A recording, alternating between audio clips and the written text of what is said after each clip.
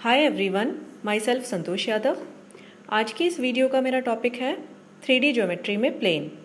तो आइए देखते हैं प्लेन क्या है। प्लेन, इसको हम समतल भी कहते हैं। If any two points are taken on a surface and the line joining them also lies in the surface, then surface is called the plane. यदि किसी सरफेस या सतह पर हम कोई दो बिंदु लेते हैं और उन दो बिंदुओं को मिलाने वाली रेखा भी यदि इस सरफेस पर स्थित होती है तो इस सरफेस को हम प्लेन कहते हैं। इसको मैंने यहाँ पर 3 फिगर से समझाया है। फिगर 1 में एंड 2 में मैंने कहीं भी कोई दो बिंदु लिए हैं, इन दोनों बिंदुओं को ज्वाइन करती हुई एक लाइन ड्रॉ करी है। आप देख सकते हैं कि ये लाइन हमेशा फिगर 1 एंड फिगर 2 की सरफेस पर स्थित होंगी। तो यहाँ फिगर 1 एंड 2 प्लेन के एग्जाम्पल हैं। फिगर 3 में हमने कहीं कोई दो बिंदु लिए हैं, उन दोनों बिंदुओं को ज्वाइन करती हुई एक लाइन ड्रॉ करी है जो मैंने रेड कलर से रिप्रेजेंट करी है। ये लाइन इस सरफेस पर लाई नहीं कर रही, इस सरफेस पर स्थित नहीं है, तो ये प्लेन का एग्जाम्पल नहीं है। The general equation of plane of first order. First order में समतल का व्यापक समीकरण होता है ax plus B y plus C z plus d equals to 0। यहाँ पर एक्स वाई जेड के कोफिशिएंट्स हैं ए बी सी, और ए बी सी प्लेन के नॉर्मल या अभिलंब के डायरेक्शन रेशियोज हैं। मैंने एक प्लेन को रेड कलर में रिप्रेजेंट किया है और इस पर एक पॉइंट ड्रॉ किया है ग्रीन कलर में। इस पॉइंट पर मैंने एक परपेंडिकुलर ड्रॉ किया है। इस परपेंडिकुलर को हम एक लाइन भी कह सकते हैं।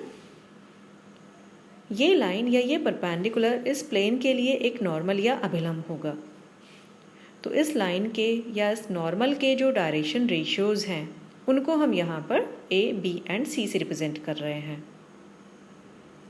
Next is equation of plane in normal form. Normal form में समतल का समीकरण होता है Lx plus m y plus n z equals to p. यहाँ इस समीकरण में हमें दिखाई दे रहे हैं L, M, N and P। तो ये क्या है? P is length of perpendicular from origin to the plane. P समतल पर मूल बिंदु से डाले गए लंब की लंबाई है। यहाँ मैंने एक समतल या प्लेन को एक ट्रायंगल के रूप में रिप्रेजेंट किया है।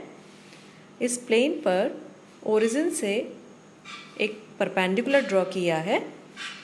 ये परपेंडिकुलर या मैं इसको एक लाइन कह सकती हूँ, इस प्लेन के लिए एक नॉर्मल या अभिलंब होगा।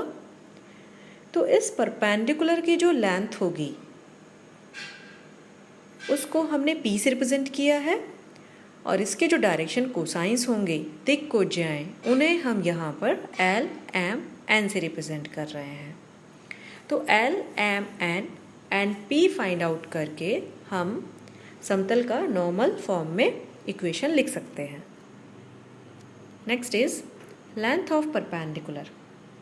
अभी इस आर्टिकल में हमने P यूज़ किया है, तो हम P कैसे फाइंड आउट कर सकते हैं? देखिए, the length of perpendicular from a point x1 y1 z1 to the plane ax plus B y plus C z plus d equals to 0 is given by the formula P equals to ax1 plus B Y one plus C Z one plus d upon under root a square plus b square plus c square.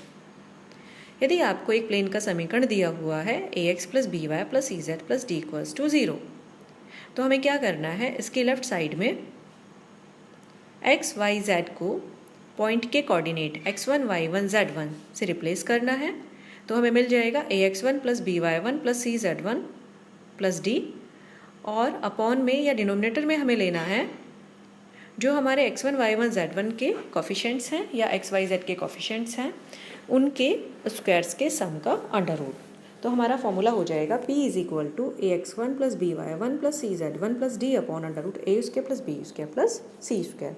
और इस फॉर्मूले से हम किसी समतल पर किसी बिंदु से डाले गए लंब की लंबाई निकाल सकते हैं।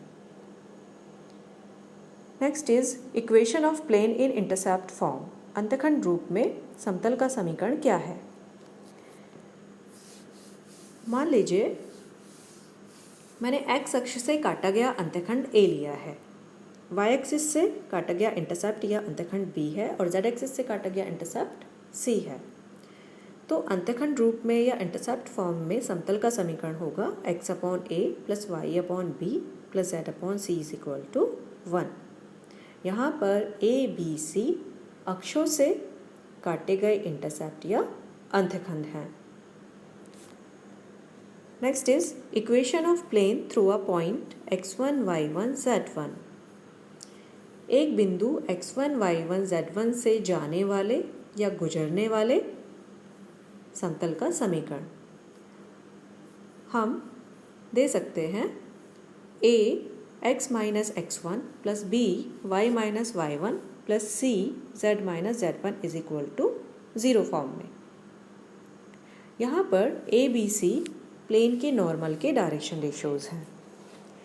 तो अगर आपको एक ऐसे प्लेन का समीकरण फाइंड आउट करना है जो कि एक बिंदु से होके जाता है या एक बिंदु से गुजरता है या एक बिंदु प्लेन पर स्थित है, तो आप समीकरण a x minus x1 plus b y minus y1 plus c z minus z1 is equal to 0 से फाइंड आउट कर सकते हैं।